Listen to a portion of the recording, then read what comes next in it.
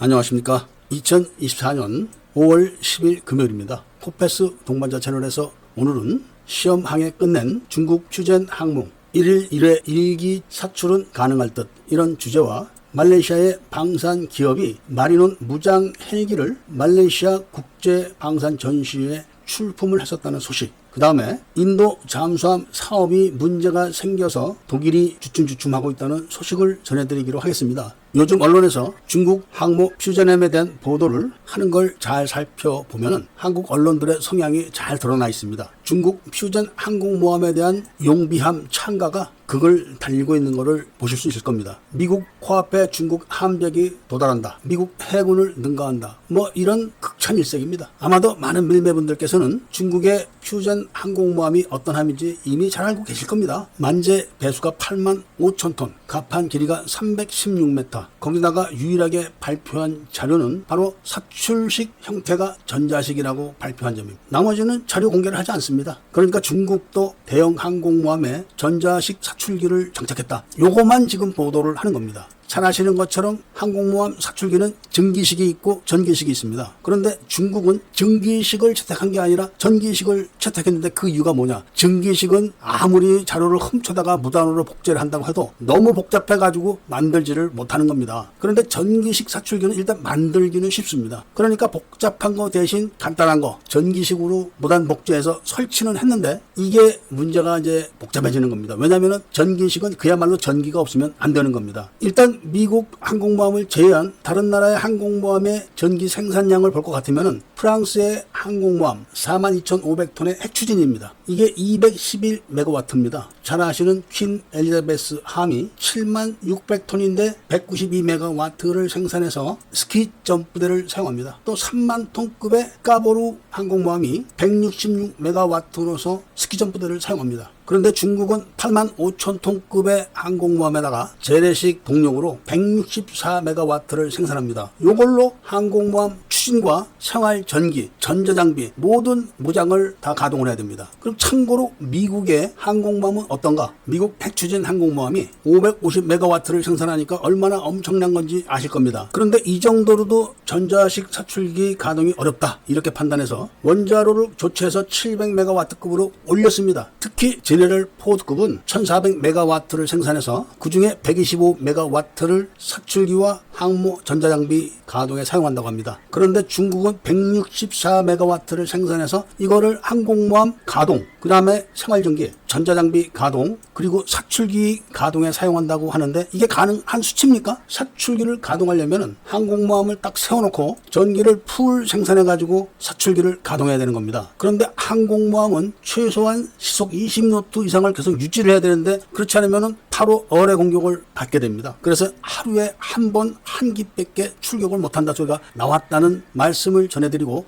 다음 이야기는 말레이시아의 케말락이라는 방산회사가 있는데 이번에 말레이시아에서 개최되었던 국제방산 전시회에 한국의 마리논 무장형을 갖다가 출품을 했다고 합니다. 먼저 번에도 말씀을 드렸지만 말레이시아는 지금 한국의 마리논 무장형을 도입하려고 하는 나라입니다. 곧 도입한다, 이런 이야기가 나왔었지만 아직까지 말레이시아의 국내 여건 형편이 당장 마리논을 도입하기는 어려운 것 같으니까 자국에서 개최되는 방산 전시회에 마리논을 전시한 겁니다. 말레이시아도 섬나라 때문에 해상형 무장 헬기, 공격 헬기가 필요한 겁니다. 지금 아랍에미레이트에서는 수리온 해경 헬기가 선정돼서 옵션에 대한 구체적인 이야기를 하고 있다는 이야기를 제가 들었는데 동남아시아 쪽에서도 마리논 무장형에 대한 좋은 소식이 있기를 기대하고, 그 다음에는 많은 분들이 잘 아시고 계시는 인도 잠수함 사업에서 독일이 사업을 맡아가지고 지금 추진을 하고 있는데 여러 가지 잡음이 나고 있다는 소식입니다. 인도가 재래식 디젤 잠수함 사업에서 핵심으로 선택하고 있는 사항이 바로 AIP 기능이란 거는 다 아시고 계실 겁니다. 그래서 스페인과 러시아, 프랑스 잠수함들은 AIP가 약해가지고 다 탈락됐고 대우하고 독일이 남았는데 대우가 발을 빼는 바람에 독일이 사업을 차지해서 지금 진행을 하고 있는데 독일이 큰 잠수함을 만들어 본 경험이 없는 나라입니다. 그리고 인도 잠수함에다 채택한 AIP가 이스라엘의 돌핀급에서 사용했던 AIP라는 것인데 돌핀급이 굉장히 작습니다. 그래서 독일이 당국이 말로만 사업을 진행하고 실질적으로는 사업 진척이 없기 때문에 인도가 이래저래 골머리를 썩이고 있다는 소식을 전해드리면서 오늘 이야기를 마치고자 합니다. 애국 시민분들과 밀매분들께서는 구독을 꼭 해주시고 좋아요와 알림 설정도 부탁드리고 이야기를 들어주신 데 대해서는 감사드립니다.